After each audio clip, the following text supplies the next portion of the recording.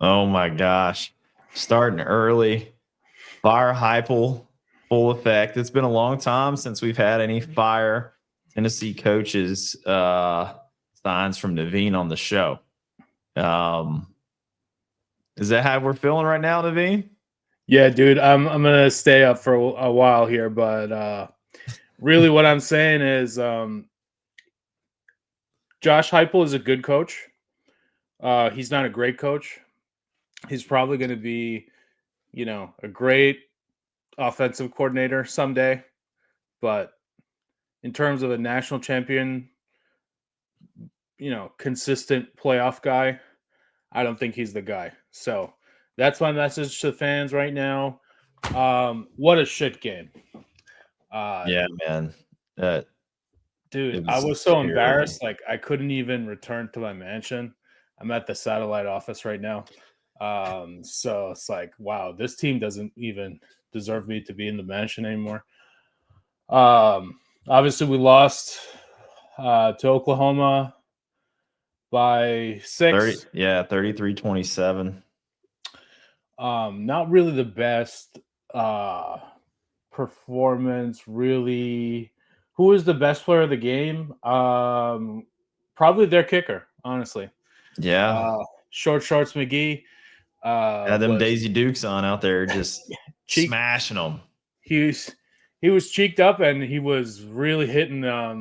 He was hitting it. I guess 4 field goals, 55 yards, 55 yards, 51 yards, and 40 yards. Um, John Mateer did just enough to win. Dude, he threw for 150 yards, 100, I think 159 yards and no touchdowns and one interception. Yeah, he kind of ran in the garbage time / dagger on the ground in the second half. He was a little bit Yeah, better. like rushing touchdown, but no passing No touchdowns. passing. Um, I think he had 80 yards rushing last night. yeah, Joey Aguilar uh, kind of solidified why he was a UCLA transfer and not from a better school. Yeah, Appy State Joey Aguilar showed up last night, big Yeah, time. I would say that probably this was the best defense we faced. Um, Either that or Georgia, maybe Bama, but not really. But I mean, this is a game where mistakes cost us. We were really shutting them down in the first half. Like, shout out to the defense for their performance, kind of in the first half. Yeah, it's crazy how they did so well, and then the offense just couldn't get out of their own way Yeah, I think Joey was seeing ghosts a little bit. after he got blown the fuck up. Yeah, he really got savagely attacked in the backfield um, by their D line. So really interesting kind of performance there. You got the Uh, strip sack fumble. You know, you're driving. You should have been up 14-0 there, because you know you had yeah, that post route there. It was wide open. All you got to do is just have like 2 more seconds. Just right tackle, make any effort whatsoever to get in front of the guy that's bull rushing in there off the edge. You that do was that, kind of you're up 14-0.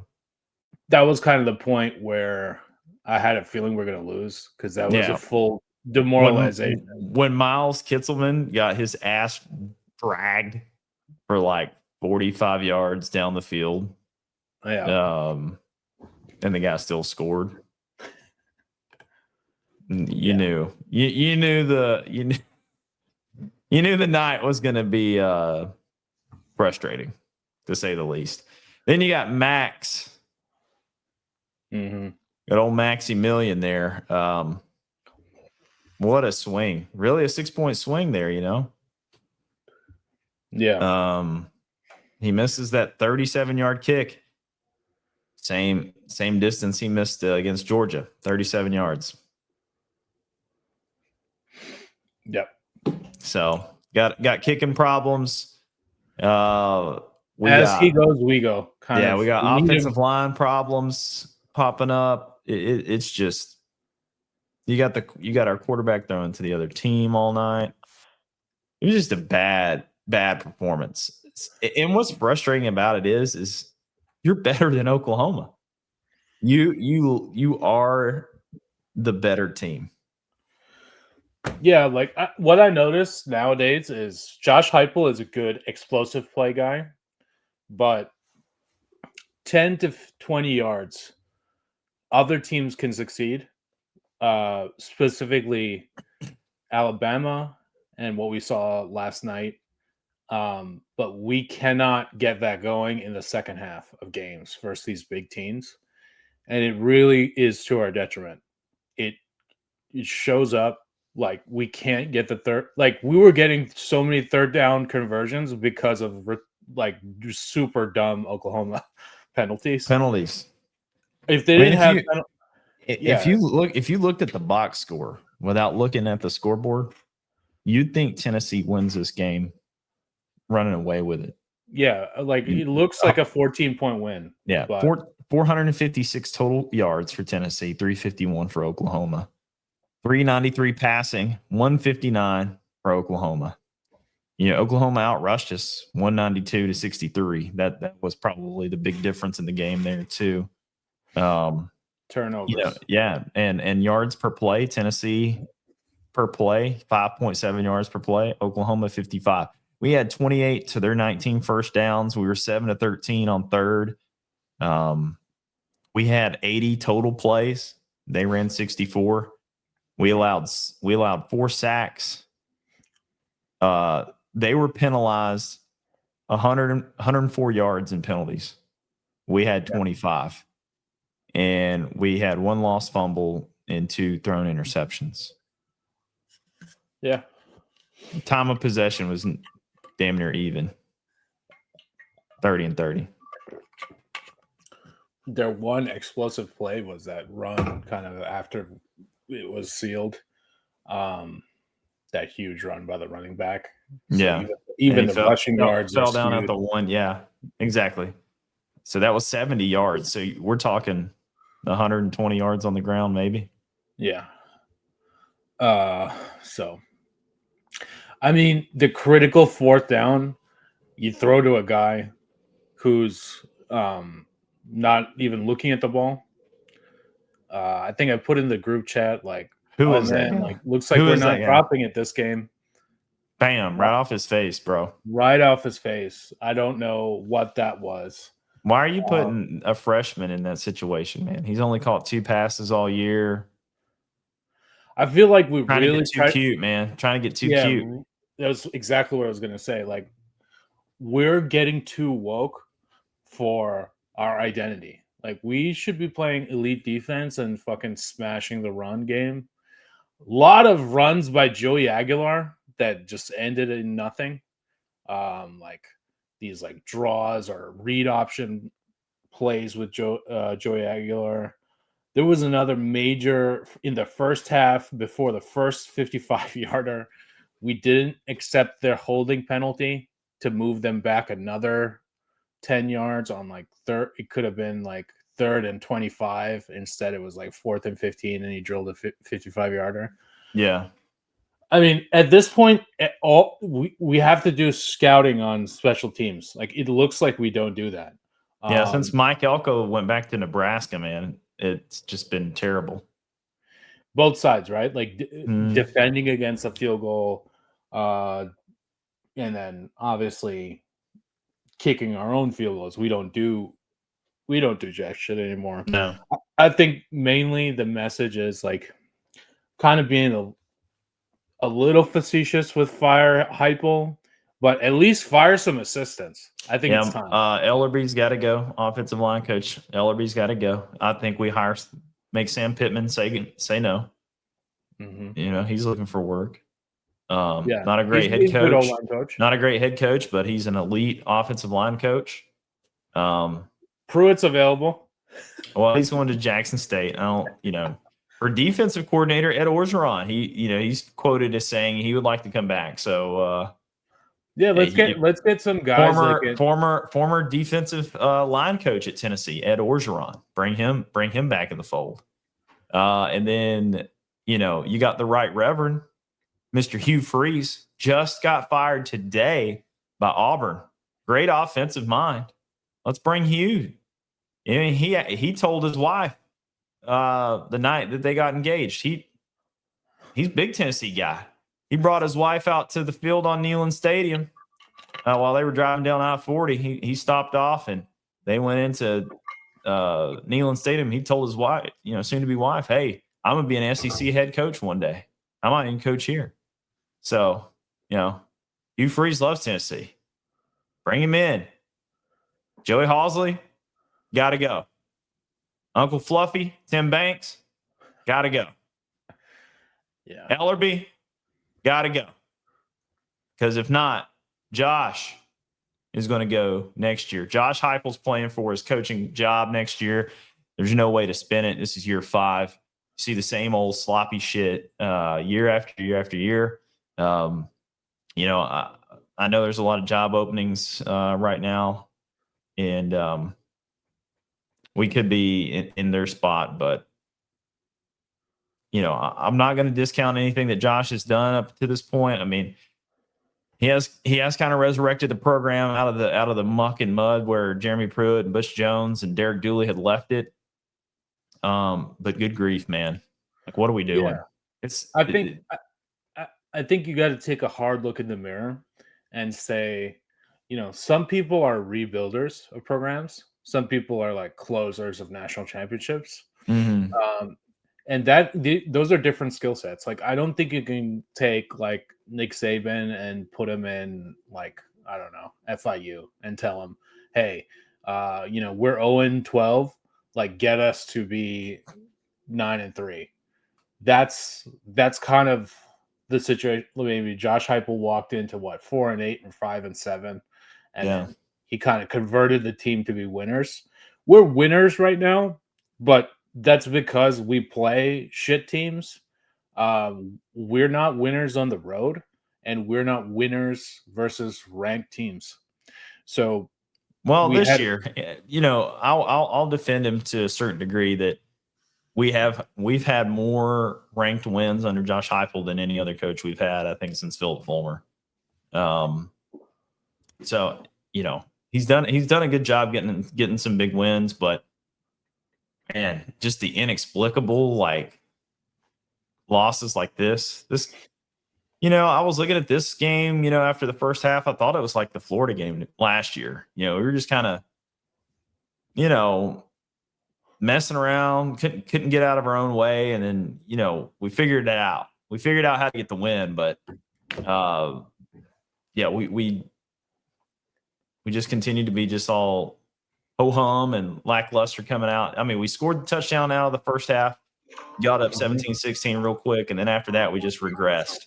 We just regressed so bad, and it's just really frustrating because I just feel like it's kind of an indictment on Josh. You kind of look at him over the last 3 years. It's not been. We kind of lucked our way in the playoffs last year, the Joe Milton experience, 2023, and then this year. No wins over ranked opponents. Can't beat anybody with a pulse. And we're beating ourselves. It's not like, the Georgia game, should have won it. Like, no business losing that Georgia game. Alabama, okay, whatever. Yeah. Can't turn the ball over. You can't turn the ball over that many times and expect to win on the road. So theoretically, right now, should be 8-1. Here we are, 9-3. Potentially, no, I'm saying 9-3 potentially on the table. Yeah. I really think there's a chance we're going to go 7-5. Yeah. You saw other, around the league, right? Florida for 3.5 quarters was really in that game. Really, really in that game. And I think they got a lot of pieces back on defense that were not there earlier in the season. If you don't think that they want to just wear us out, you're mistaken. Yeah. Okay. Like, this Florida team is a little bit better than it was last year, and they took us to the wire last year. Now they're at home. I expect to lose that game. 100%. Yeah. New Mexico State, cool. Yeah. We got that. And then we got Vanderbilt and Vandy's going to come in with their hair on fire. They're going to do everything they can. They'll probably be playing for their playoff life.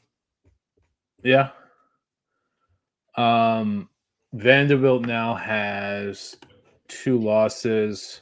So yeah, they're in the spot we were in last year. Yeah.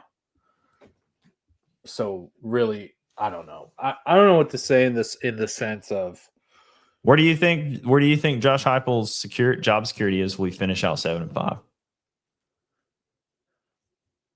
I think there's a 40% chance he gets fired if we are 7-5.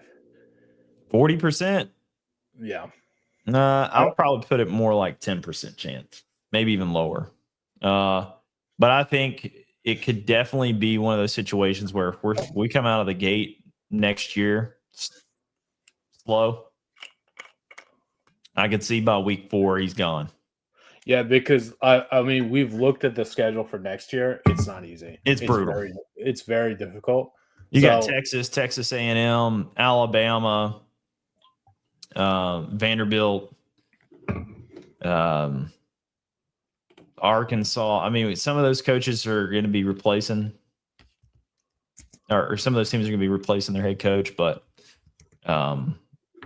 yeah, you kind of got to look at Texas A&M now. Kind of like, since Georgia's not on our schedule, you kind of got to look at them like Georgia. Because Elko's brought that program up to elite level. Yeah, so next year we have in the SEC we have South Carolina on Bama. The road. Yeah. Yeah, South Carolina on the road, Bama at home, Auburn at home, Kentucky at home, LSU at home, Texas at home. Then we got A&M on the road and Vandy on the road. Like that's easily can be 6-6, easily can be 9-3. It doesn't look like 2 losses. Yeah, 9-3. I think next year gets you in the playoffs since it's going to 16 teams. But yeah, man, that schedule not looking good for Josh. Yeah, so somewhere around week 7, around this time next year, I think we'll be looking for a head coach. Yeah, hate to see it, man. Hate to see it. Yeah, I mean, honestly, it's kind of sad that you can definitively kind of call the season at this point, but there's just too many good teams. And there's nothing left to play for. Yeah, really. How many of them opt out, Yeah, they're wow, that was another point I didn't even think of, Josh. Like they're not gonna nobody's going to the damn Meineke Car Care Bowl and gives a shit about that. Nobody cares. Right. The Belk Bowl, the Music City Bowl, the Cheez-It, like nobody cares about those bowl games anymore. It's playoffs or bust. Mm-hmm. Yeah, really pretty disappointing. I guess next week, who do we have? New Mexico State. Okay. Then we got the bye week, always undefeated there. Then we head down to Gainesville, and then we close out with Vandy Boys. Yeah, I mean, if we lose to New Mexico State, it's 100% chance he gets fired that day. So, yeah, I don't think that's really a possibility. But... Well, I'll tell you, Hugh Freeze lost to New Mexico State last year with Auburn, so don't count out New Mexico State, man. They might come in here and shock the world. You just never know. Yeah. That's 4/15 November. Okay. Oh, it's the bye week first, is it? Oh, I guess maybe we are going into bye. Like that's how checked out I am at this point now. Yeah. Like I don't even care. Like on to basketball for me. Like it was almost like I don't know. unburdening last night to a certain degree. Because we knew, like, even if we made the playoffs, we're probably getting our asses blown out in the first round by somebody that's an NFL team like we did last year. So you just kind of relieve that burden a little bit as a fan. Now I can focus on Deacon Rick and the basketball team. Yeah. I kind of feel like Deacon Rick and at least Deacon Rick is trending upwards. Like, yeah, I mean, they had a back- competitive scrimmage against Duke last Sunday night. You know, it was exhibition game, didn't count, but there was some promise there. Yeah. You So had Carlos Boozer's kids out there, man. It was yeah, I saw that one of them cooked us. yeah. So let's get into the AP poll a little bit. Just for the for the masochists in all of us, Yeah. just to see what could have been. Yeah. I'm almost at my like Robert what was his name? From Lord of the not Lord of the Rings. Man, I'm butchering it right now.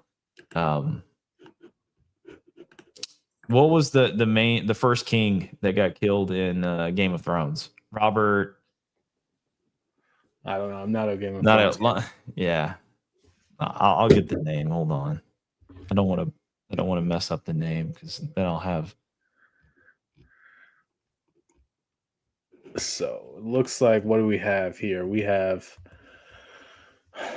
Ohio State, Indiana, first and second. I really don't understand why Indiana is not first at this point, but point for another day. Yeah. Indiana, Robert Baratheon. Sorry, Robert Baratheon. Okay. Just give me something for the pain and let me die. That's kind of where I'm at right now. Yeah, that sums it up. Yeah. Ohio State obviously beat Penn State. Indiana beat up on UCLA. Not UCLA. Who do they play? Maryland. But they're still scoring on UCLA. Let's be honest. Both those games were kind of joke. bloodbaths. A joke. A&M, kind of the pride of the conference right now. 8-0. Yeah. I don't think if they played Bama or Georgia right now, they'd be undefeated, but we'll see. You can only play who's on your schedule. That's right. Bama plays A&M later on in the season, so I believe. Let me see that. Bama. I think that'll determine one team's trip to the SEC tournament or SEC championship game. Oh, sorry. Bama plays Oklahoma, so that's when we play New Mexico State. That we'll be playing Oklahoma. Okay. And then let's see, A&M. Who would they have left? A&M football schedule. They have Missouri, South Carolina, Samford, and Texas. So they should. Texas, honestly, they could be looking into that back door. As Arch said, maybe the concussion helped me. I don't know. Probably pretty much all of the people that watch college football highlights, they've seen Arch before the game saying, "We at the fucking crib now." Yeah. I wish Joey had some of that in them, and it looks like they're trending up. So, wouldn't be surprised if they make it maybe as like 11 seed or something. Maybe. Yeah, I mean, that's possible. I mean, they love Texas. I mean, the media loves them. So, yeah. So I think I got a little Matthew McConaughey action going on tonight. Actually, yeah, that is a nice jacket. All right. Thanks, man. Yeah, Bama, Georgia, Oregon, Ole Miss, kind of big wins recently. BYU. I'm usually a BYU basketball fan, but Hey, BYU Mormon. Mormon hot moms, dude. Gotta love them. They're in it. Texas Tech, Death Taxes Notre Dame. No matter the fact that they're a 2-loss team, Yeah. they're gonna get in there. They can escape whatever conference championship loss they could have had. And their schedule is complete shit right now. So they're pretty. Honestly, the only teams that had a pulse on their schedule, they lost to them. So yeah, Indy schedule. It's Miami and A&M, I think, is who they lost to. Yeah, they got Navy, Pittsburgh, Syracuse, and Stanford. Those are. Oh my god. Yeah. Hey, congratulations to all my Irish brethren out there, fellow Catholics. Welcome to the playoffs. Yeah. Virginia's in there as of right now. Texas, Louisville kind of on the outside looking in. Vandy, Georgia Tech. Utah's tough. Miami, I think, is out. They officially lost. Just like us. They were fucking out. Yeah. USC's out. I think most of these teams are out. Except maybe Michigan, if they win versus Ohio State and win the championship game. They had like an outside chance of making it. We're fucking done here at 23. Cooked. Yeah, we're washed. As the new kids call it, we're washed. What is it? Washed. Oh, washed. Okay. Yeah. Yeah. Memphis, Georgia Tech lost. I guess Memphis is kind of the group of 5 team probably at this point. So yeah, just to kind of close out this topic, like some teams kind of solidified their fate. I think Miami did, and we did. By the nature of their losses. Yeah, we're cooked. We're cooked. So I think that means we can officially move on to Tennessee hoops. Thank you. Yeah, so I'll stop screen sharing there. Kind of get us back here. So who are our new key players? Like who no more ZZ? Yeah. We've got a bunch of guys, man, but I think we're led, by 5-star Nate Ament. The kid's going to be special. Him and the Good Boozer kid, or Good Boozer twin. Both Boozers are okay for Duke, but they had 39 NBA scouts at that exhibition game last Sunday, just to watch the two of them. Nate Ament, he's 6'9", but can handle the ball like he's Zakai Ziegler. He can jump out of the gym. Just a rare talent, generational talent, highest rated recruit ever by Rick Barnes when we're talking about star ratings. So we're talking same level as Kevin Durant, this Nate Ament kid. And lucky to get him. Obviously, we're going to have him. He's probably going to be one and done. But and Jacoby Gillespie, a Greenville native. That's my hometown, Greenville. So he transferred in from Maryland. So he's going to be the point guard this year to replace Zakai Ziegler. You got JP Estrella coming back off of injury, so that'll be great to have big man down low. Who's the other tall white guy? That Cade Phillips. Mm-hmm. Yeah, you got big Cade Phillips down there, and then Okpara. He'll be in there trying to muck it up a little bit. He'll probably average 5 or 6 points and 4 fouls a game, but maybe 4 or 5 rebounds. But really looking to see Cade and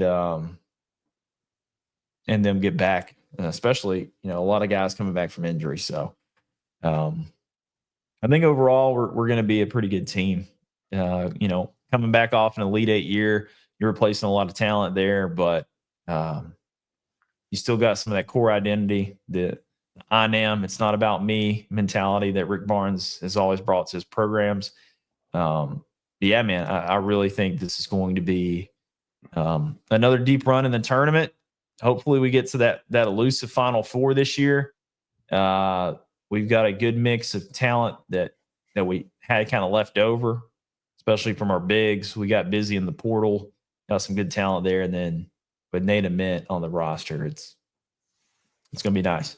We got to get some good shooters, though. One thing that I did kind of take away from that exhibition game with Duke is looked like we had some guys a little gun shy.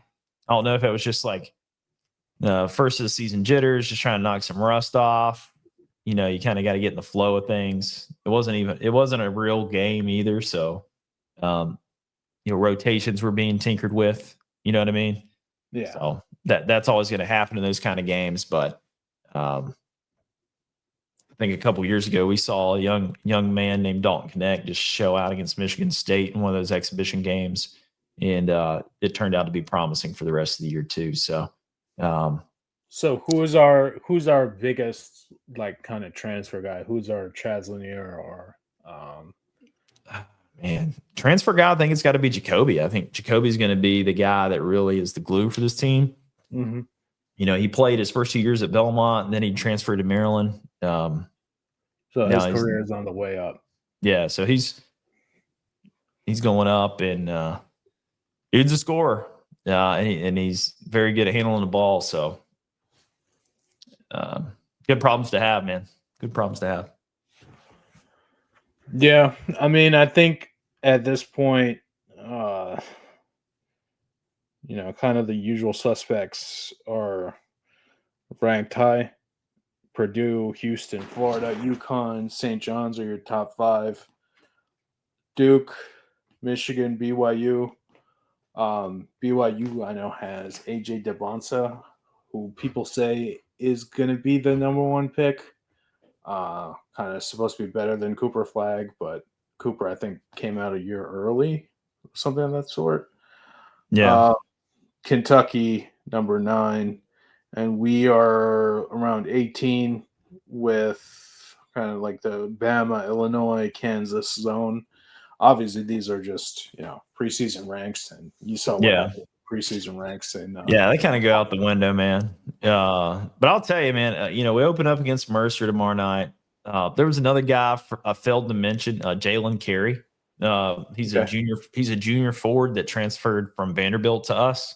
Okay. And he's actually the guy, Jalen Carey's the guy that Zakai Sigler got in a fight with last year during the game. Once Zakai got scrappy with the post player from Vanderbilt, that's Jalen Carey. Transfer to Tennessee. So, I think it'll be good to have him, Felix, JP Estrella. We got some bigs down there to help be a physical team, because another thing that kind of stood out to me during the exhibition game is a little lack of defensive tenacity that you see from a Rick Barnes coach team, and that'll be coached into them. That this team's still real early, kind of in the genesis of what this team will shake out to be, and Rick Barnes will definitely embed that into you, because you either play defense or you sit on the bench. That's just how Rick Barnes gets down, man. Like you're not gonna play for him and not be relentless on the defensive end of the basketball. Yeah. So you think SEC is as deep as it was last year? Or yeah. I remember last year. Remember we made that bet, $100. Mm-hmm. How many teams did we get in there, Naveen? How many teams was it? I think it was 14? 12? 14. Yeah. I think we tie it this year. So rough. This league is deep, man. This league is deep. Well, and it'll be exciting to also see kind of how Auburn shakes out now. You have Stephen effing Pearl, replacing his dad at Auburn. Bruce. I don't know were you aware of that? Bruce retired. I knew Bruce retired. I didn't know it was straight Nepo baby right there. Stephen effing Pearl, UT alum. Shout out to VFL Stephen Pearl. First big gig there at Auburn. And hey man, I've always been kind of critical of the guy. I wouldn't have been if he wasn't such a jerk. He's just hard to like sometimes. But born on third base, acts like he hit a triple every single time. But it's good to have a dad like Bruce Pearl, I guess. I don't know. Maybe he'll be a congressman with Tommy Tupperville soon or something. I don't know. But anyway, you got that. Obviously, you got the Gators. Chomp chomp, the defending national champions with their head coach. He kind of escaped those charges that he had potentially going down, but winning makes all that go away, it looks like. So Kentucky, I don't know, Pope. We pretty much owned Kentucky over the last however long. We ended their season last year in the Sweet 16. So I don't know, man. It's going to be a deep league. I think A&M's going to have some players. You got Texas. They're bringing in a new coach. Ole Miss always going to be talented bunch. Arkansas. Who am I leaving out, man? Who am I leaving out? Mizzou, they've been kind of trash. I guess. I think that's about it, man. That's probably the upper crust of the league there, to be honest with you. Yeah, Alabama. That's who I was forgetting. Those guys. Yeah. But and you might say I'm biased, but I think Tennessee's going to win the league this year. Far and away. It's not going to be close. They're going to win the regular season and probably win the tournament as well. They're just deep. They're deeper than any other team in the conference. Okay. All right. I mean, there you have it. I mean, honestly, this Oklahoma loss still got me. I'm still kind of in the third quarter mentally. Snap and clear, brother. It's on to basketball. On to basketball, Naveen. Yeah.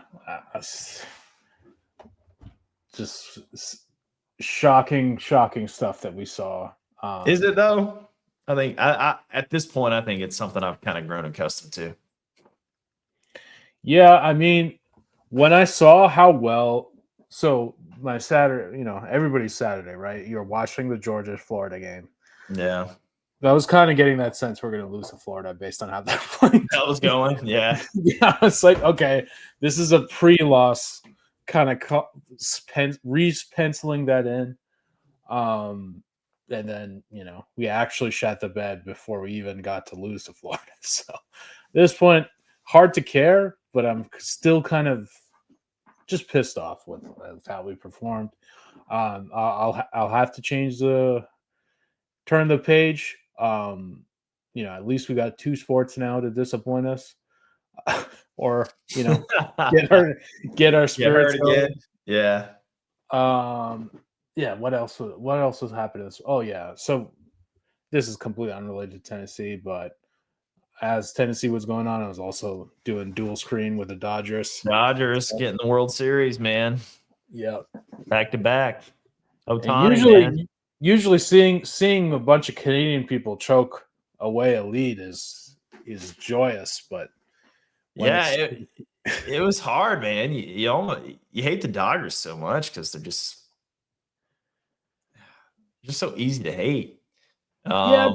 But then again, someone else brought this up, in terms of oh man, they just get they have a high payroll and they just get all these players, but they just get those players because other teams don't pay their guys. So it's can you really feel bad at that point? Not really. They don't even have the highest payroll.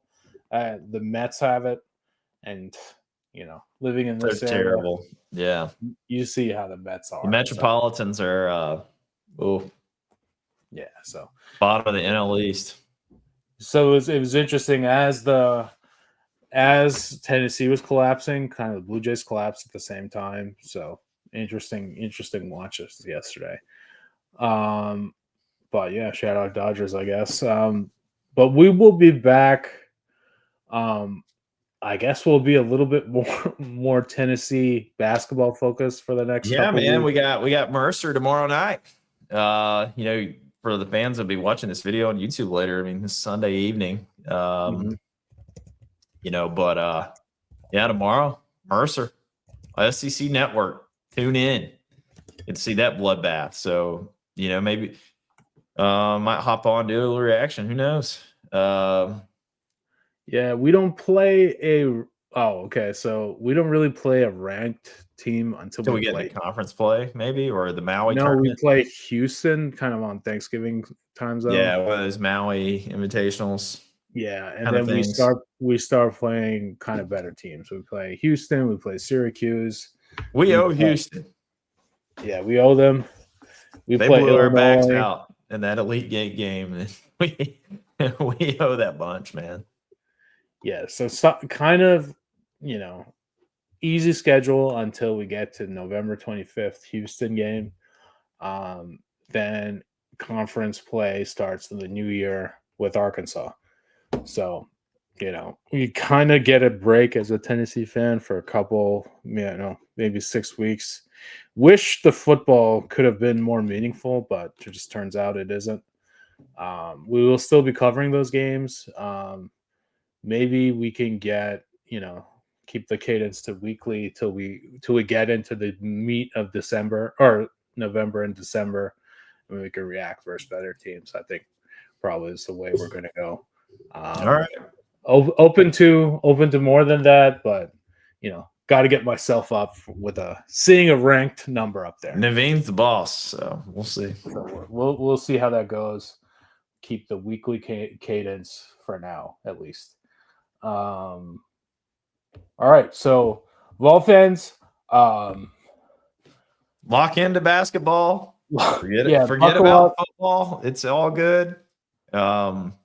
Deacon Rick's going to take us on an adventure and may flame out in the third weekend in the NCAA tournament. But hey, man, yeah, at least he won't rip your heart out. Yeah, it's better than the slop that we've been watching in the football field this year. That's for sure. All right, take it easy, guys. It's been real. Go Vols basketball. All right, man. We'll see you next week. Later, guys.